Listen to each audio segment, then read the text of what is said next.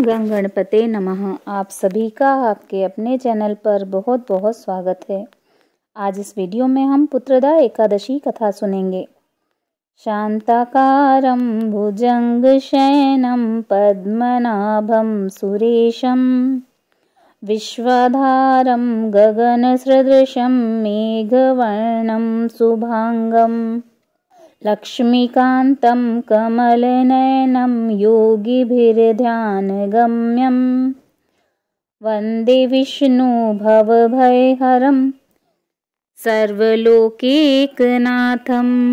धर्मराज युधिष्ठिर कहने लगे कि हे भगवान, आपने पौष कृष्ण एकादशी अर्थात सफला एकादशी का महात्म्य बताकर बड़ी कृपा की है। अब आप कृपया करके मुझे पौष माह के शुक्ल पक्ष की एकादशी के विषय में भी बतलाइए। इस एकादशी का क्या नाम है तथा इसके व्रत का क्या विधान है, इसकी विधि क्या है, इसका व्रत करने से किस फल की प्राप्ति होती है और उसमें कौन से देवता का पूजन किया जाता है। कृपया यह सब मुझे विधान पूर्वक बताइए। भगवान श्री कृष्ण बोले, पौष माह के शुक्ल पक्ष में आने वाली इस एकादशी को पौष पुत्रदा एकादशी कहा जाता है। इसमें भी नारायण भगवान की पूजा की जाती है। विधि पूर्वक इस व्रत को करना चाहिए। इस चर और अचर संसार में पुत्रदा एकादशी के व्रत के समान दूसरा कोई व्रत नहीं है। इसके पुण्य से मनुष्य तपस्वी, विद्वान और लक्ष्मीवान होता है। इसकी मैं एक कथा कहता हूँ, सो तुम ध्यान पूर्वक सुनो।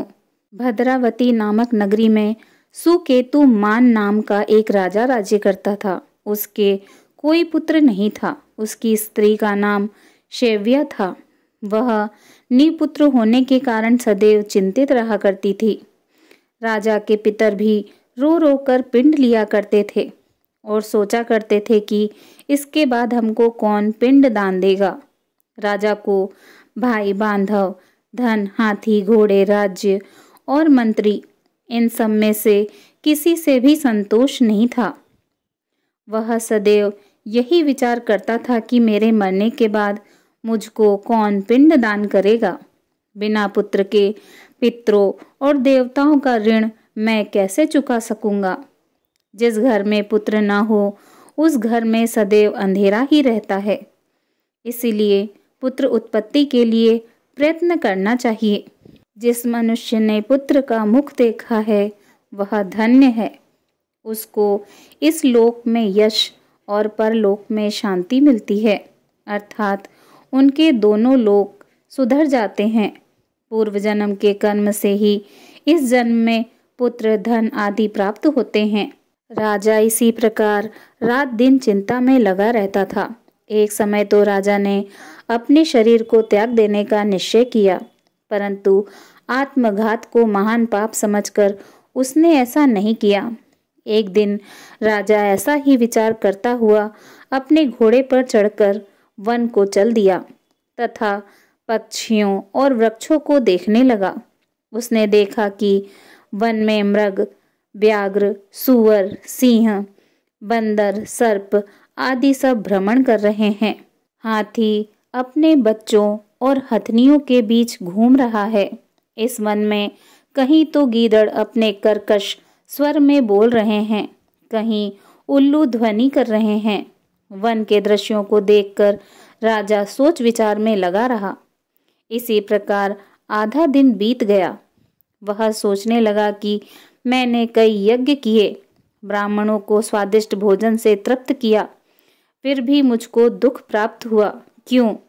राजा प्यास के मारे अत्यंत दुखी हो गया और पानी की तलाश में इधर उधर फिरने लगा।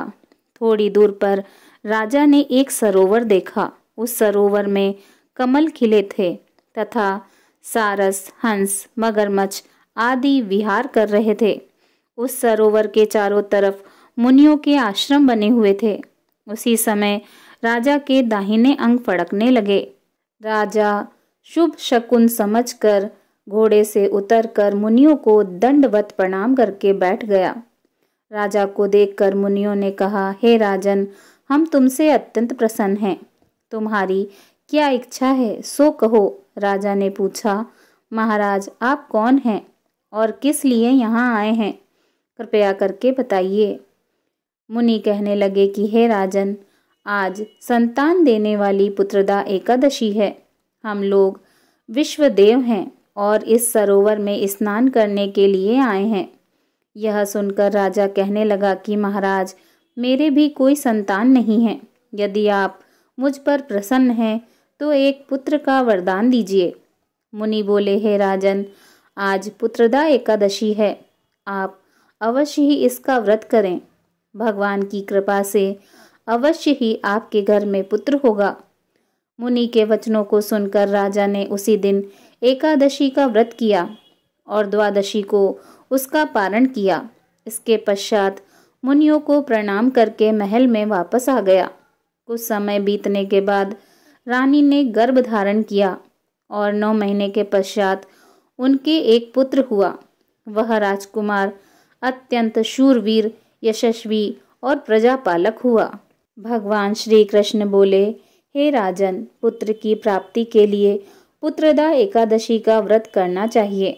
जो मनुष्य इस महात्म्य को पढ़ता या सुनता है उसे अंत में स्वर्ग की प्राप्ति होती है। बोलिए भगवान श्री हरि विष्णु जी की जय। ओम नमो भगवते वासुदेवाय नमः।